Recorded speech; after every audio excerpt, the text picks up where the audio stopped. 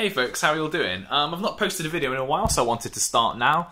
I've had a couple of you ask about nutrition and about specifically supplementation and which supplements I'd recommend. So I should probably start by saying that by and large, supplements are the icing on the cake. They are to supplement. You know, if you get a newspaper, you pull the supplements out, you don't just chuck the newspaper away to read the 5 pages of supplement. You read the newspaper. So what I mean is that if you're going to take any supplements, make sure that your training, your nutrition, your sleep is all nailed down to begin with. Supplements are only the icing on the cake to really make that better. With that said, I have done a video on which kind of supplements I recommend. It's called The Good, The Bad and The Ugly. I'll post a link up here somewhere. I really recommend you check that out. But for general all-round lifters, specifically for you guys that are doing powerlifting, Olympic lifting, any kind of strength sports, if I had to recommend one supplement that you could include in your diet, I'd probably be tempted to say maybe some omega-3s, like some omega-3 fish oils. I've got some sort of like research up, and these are sort of the reasons that I recommend that as a supplement, not just in terms of joint health, but here, let me grab my book up. So, you know I'm a big fan of Paul Chek's work. So what have we got here? He talks a lot about like omega-3 acids. What have we got? Vital for the development of a child's brain and nervous systems, the maintenance and repair of the adult brain. What else have we got? Yeah, he talks a lot about a study done where a diet low in omega-3s caused a sort of dumbing down effect. I think it was a study on like mice and rats, so it depends how it carries across. But the general idea is that omega-3s can help with brain function, help with nervous system function, help with your joints. And there's a huge amount of stuff here. I mean, he lists quite a few different sources.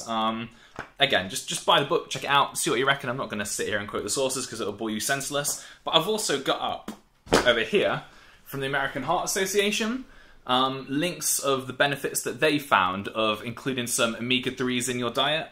So what we have is lower blood pressure, reduce triglycerides, slow the development of plaque in the arteries, reduce the chance of abnormal heart rhythm, reduce the likelihood of heart attack and stroke, and lessen the chance of sudden cardiac death for people with already sort of having heart disease.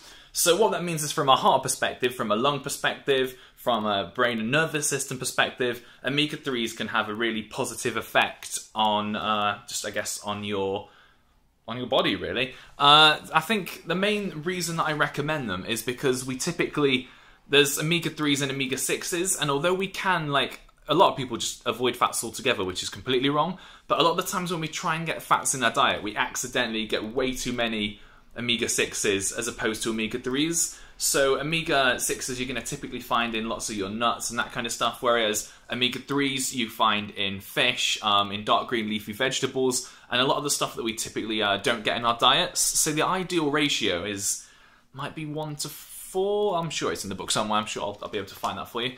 But basically I know around sort of now the typical ratio that most people seem to find themselves in is about 1 to 20. So, you know, only sort of 1 bit of omega-3 to 20 parts of omega-6. So they've massively thrown that balance out, and throwing that balance out can have almost exactly the same effect as just not having the omega-3s or the fats at all. So you're looking at, you know, sort of hormonal deregulation, you're looking at poorer joints, you're looking at poorer brain function. So there's a lot to think about there.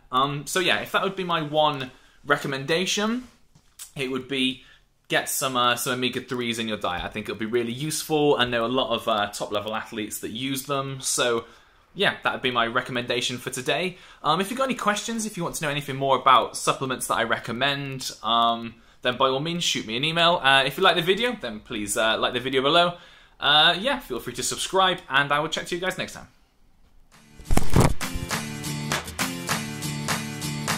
Well, I'll play.